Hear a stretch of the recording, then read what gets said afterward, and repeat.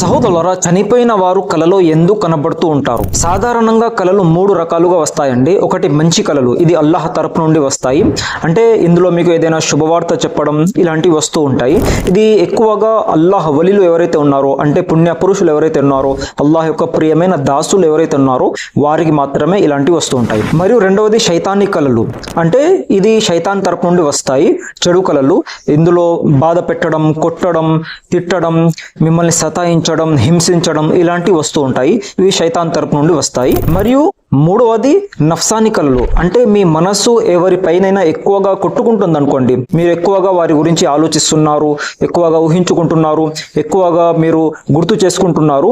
అయితే అలాంటప్పుడు వారు మీ కలలో రావడం ఇది సహజం. ఇది అయితే మరి చనిపోయిన వారు కలలో ఎందుకు కనబడుతూ ఉంటారంటే, ఇది ఒక్కసారి రెండు సార్లు కనబడితే దీనికి ఏం ప్రాబ్లం లేదండి.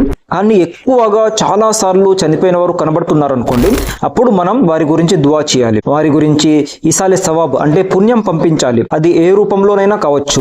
అది మీరు దాన ధర్మాలు చేసైనా పుణ్యం పంపించవచ్చు, ఖురాన్ పఠనం చేసైనా వారి గురించి దువా చేయవచ్చు, సరేనా, పుణ్యం పంపించవచ్చు. ఈ విధంగా చాలా వరకు ఉన్నాయి. మస్జిద్ కూడా కట్టవచ్చు మీకు ఒకవేళ స్తోమత ఉంటే. అయితే ఈ విధంగా వారి పేరు మీద మీరు ఎంత మంచి పని చేసినా కూడా ఈ పుణ్యం వారికి చేరుతూ ఉంటుంది. మీరు పుణ్యాలు పంపించడం ద్వారా వారికి ఎక్కువగా లాభం అనేది చేకూరుతుంది.